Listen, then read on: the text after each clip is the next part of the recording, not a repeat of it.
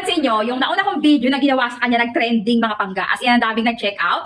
Ngayon, alam ko na kung bakit. Kasi akala ko talaga dati, etchos-etchos lang. Pero nung na-try ko rin siya, at ina-apply ko rin, nagulat din talaga ako sa kanya. Kaya naman pala talaga, ang daming nag-check out ng product na to. Zero pores talaga siya. As in talaga. Ibig sabihin yan, Beb, ito ay primer. Pag mag-makeup ka, or kung ayaw mag-makeup, pwede mo siyang gamitin. Best, zero pores talaga siya to totally at all.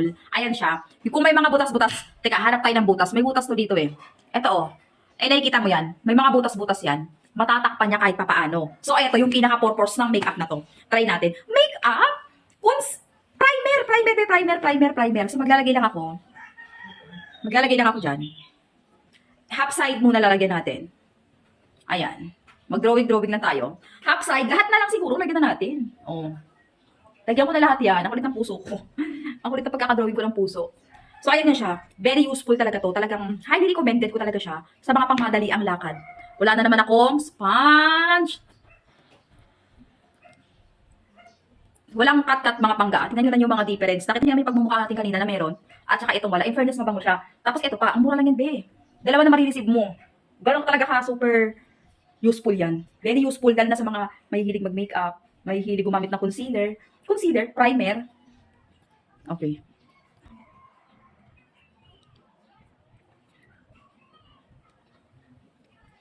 Ano kayo pagkakaiba ng meron ako kaninang makeup tsaka wala?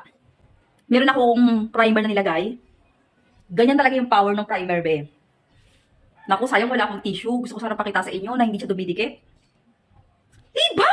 Ay, nako. Nagmukhang tao na. Kung kanina medyo alangan ka pa kung tao o hindi. Ngayon, be, legit na. O, diba? Ayan lang naman. Tagong-tago. Tagong-tago. Diba? O. Eto yan mga pangga ko. Maglalagay ako ng link dyan sa baba. I-check out nyo na.